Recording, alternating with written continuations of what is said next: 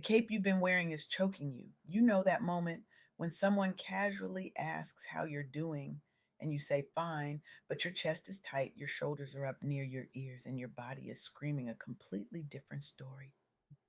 That exhaustion living in your bones, that dread when your phone rings, that guilt that shows up uninvited every single time you even think about doing something just for you. I want to talk about that today. Because I recently sat down with Jennifer Bien-Aime, a woman whose work is quietly revolutionizing how high achieving Black women think about rest, boundaries, and what it actually means to choose yourself. Jennifer isn't out here with a megaphone and a motivational poster. Her impact is deep, not loud. She's creating space where women who've been holding up the sky for everyone else can finally put it down, where the ones who've been everyone's rock can admit they're crumbling, where choosing yourself isn't selfish, it's sacred. And what Jennifer shared with me during our conversation on the Soft Girl Era podcast, it didn't just resonate, it disrupted, because she wasn't talking theory or self help buzzwords. She was talking survival, strategy, and the kind of self preservation that refuses to apologize. Let me be clear about something right now. Prioritizing yourself is not selfish, it is survival and strategy. Choosing your rest, your healing, your joy on purpose, that is how you protect your life, your sanity, and your future, not how you abandon other people. But we've been taught otherwise, haven't we? Especially if you're a Black woman, especially if you're the dependable one, the strong one, the one people call when everything falls apart. You've been conditioned to believe that your worth is directly tied to how much you can carry, how much you can give, how little you need. And here's the thing nobody tells you: that cape you've been wearing, it's heavy and it's choking you. Let me tell you about Morgan DeBon.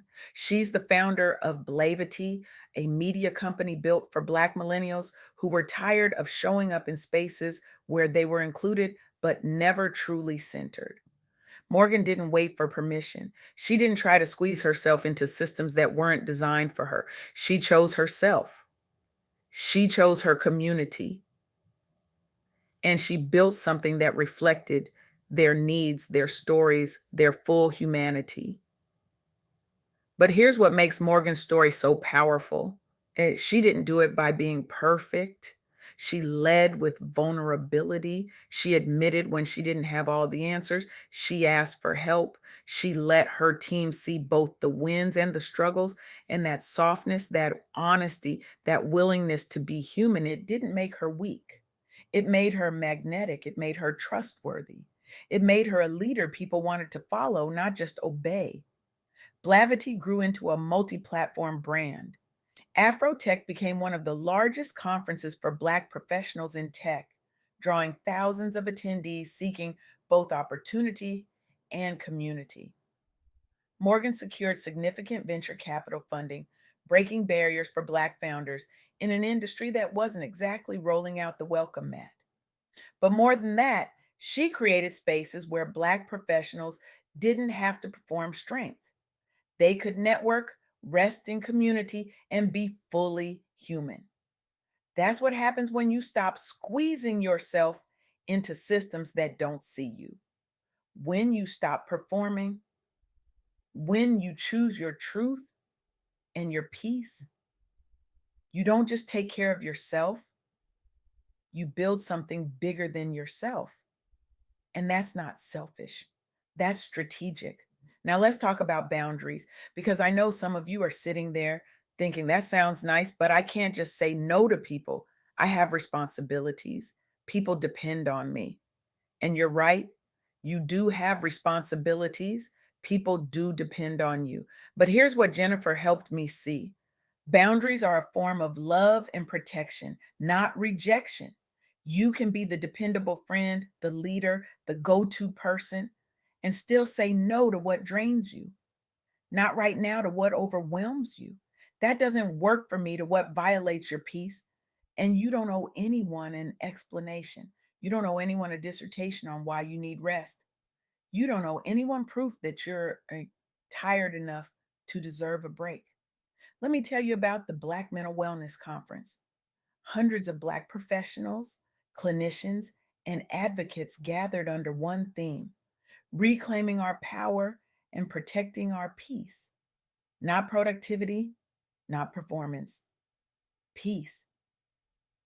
The people who showed up to that conference were exhausted. They reported high rates of workplace stress, isolation, and stigma around mental health.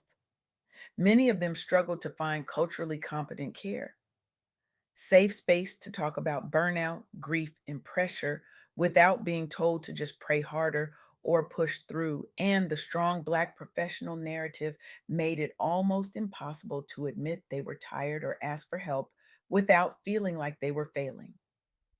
But the conference didn't tell them to push harder. It didn't give them another productivity hack or a 5 step plan to optimize their mornings. It gave them permission to protect their peace, permission to set boundaries, permission to prioritize their mental health without guilt or shame. And you know what happened? People left with practical strategies for navigating professional environments while protecting their personal well being. They experienced validation and relief. They realized they weren't alone. They built a network of Black professionals committed to wellness, not just success, not just climbing the ladder, but actually living while they climbed. That conference modeled something radical. It said your well being is not optional, your peace is not negotiable. And that's the message Jennifer wants every single one of us to hear. Protecting your peace is not selfish, it is necessary for survival and sustainable leadership. Because here's the truth: you cannot pour from an empty cup, you cannot lead from depletion, you cannot love others well if you don't love yourself enough to rest. And if one more person tells you that self care is a bubble bath and a face mask, I need you to understand that self care is also saying no. Self care is also leaving the job that's killing you. Self care is also cutting off relationships that drain you. Self care is also therapy. Self care is also boundaries. Self care is also choosing yourself, even when it disappoints other people. Now, I know some of you are thinking, okay, but what if I've already burned out? What if I've already lost myself? What if I don't even know who I am anymore outside of what I do for other people? What if I've been performing strength for so long that I don't even know what my real self looks like? Jennifer's answer to that is simple and powerful. You can rebuild your identity at any age or stage, one small, consistent choice at a time. Even after layoffs, grief, burnout, or feeling like you've lost yourself completely, you can restart your routines, your confidence, your career direction, and your sense of self without needing to be perfect. You don't have to have it all figured out. You just have to start. Let me introduce you to Dr. Thema Bryant. She's a Black psychologist and trauma expert who transformed her own experiences of pain and healing into a career centered on helping others recover and reclaim their power. She eventually became president of the American Psychological Association, the first Black woman to hold that position. But Dr. Bryant didn't arrive in leadership by pretending to be untouched by pain. She navigated personal trauma. She faced systemic barriers and underrepresentation as a Black woman in psychology and leadership. She had to resist the pressure to compartmentalize her story or minimize the emotional realities of Black communities in professional spaces. She could have hidden it. She could have performed the polished, perfect leader everyone expected, but she didn't. Instead of hiding her healing journey, she honored it. She let it inform her work. She centered trauma recovery, empowerment, and cultural relevance in her research, teaching, and clinical practice. She used her platform to advocate for mental health in Black communities, integrating faith, culture, and psychology in ways that felt authentic and whole. Dr. Bryan's story shows us something critical. Your story doesn't disqualify you, it can refine you. When you prioritize your own healing, You become more grounded, more powerful, and more aligned with who you're meant to be. She rebuilt her identity over time as a survivor, a healer, a scholar, a leader. And she turned what could have been a source of shame or silence into a source of clarity, purpose, and service. That's what Jennifer wants you to understand. Rebuilding doesn't require perfection, it requires consistency. One small choice at a time, one boundary, one moment of rest, one honest conversation with yourself, one decision to stop performing and start being. So here's what I want you to do. After you finish listening to this, I want you to choose one small way to prioritize yourself every day for the next 7 days. Something that protects your peace or supports your body and mind. A bedtime, a walk, journaling, a no. Screen free hour. Just one thing. Don't overwhelm yourself with a complete life overhaul. Just one thing. And I want you to set one clear boundary this week in your work, business, or relationships and honor it without over explaining or apologizing because you don't owe anyone an explanation for protecting your peace. You don't need to justify your rest. You don't need to prove you're tired enough.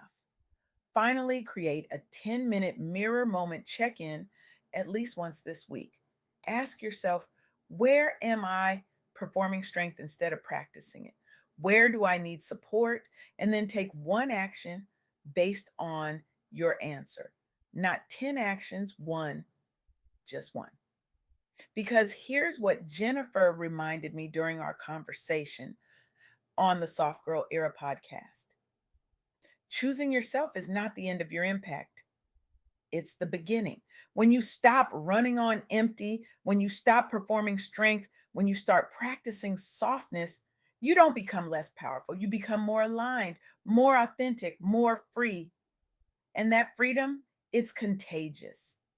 It gives other people permission to exhale too, to rest too, to choose themselves too.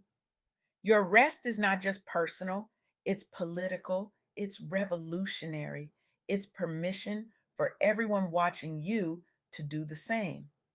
So if you're sitting there right now feeling exhausted, feeling guilty for wanting rest, feeling like you've lost yourself somewhere along the way, I need you to hear this. Nothing is wrong with you. You're not broken, you're not failing. You're just tired. And you deserve more than survival. You deserve softness. You deserve peace. You deserve joy. You deserve rest. And you don't have to earn it. You don't have to wait until everything is perfect. You don't have to prove you're worthy. You already are. Jennifer Bien-Aime is helping women remember that. She's creating space where high achieving Black women can unlearn survival, rediscover softness, and reclaim the joy, rest, and freedom they deserve without guilt, without apology, and without explanation. And that's not just healing, that's revolution. So I'm going to leave you with this. Take off the cape, not because you're weak, but because you're wise. Set the boundary, not because you're selfish, but because you're strategic. Choose yourself, not because you don't care about other people, but because you finally care enough about yourself. And when you do, you won't just change your life, you'll change the lives of everyone watching you. Choose yourself and wondering if they're allowed to do the same. The answer is yes, you are. Starting right now, not tomorrow, not when things calm down, not when you've finished everything on your to do list. Right now. Your peace is not negotiable. Your rest is not optional. Your healing is not selfish. And the world doesn't need another version of you running on empty. The world needs the version of you that's whole, rested, and free. So go be that. Go choose that. Go protect that. Because that version of you, that's the one the world has been waiting for.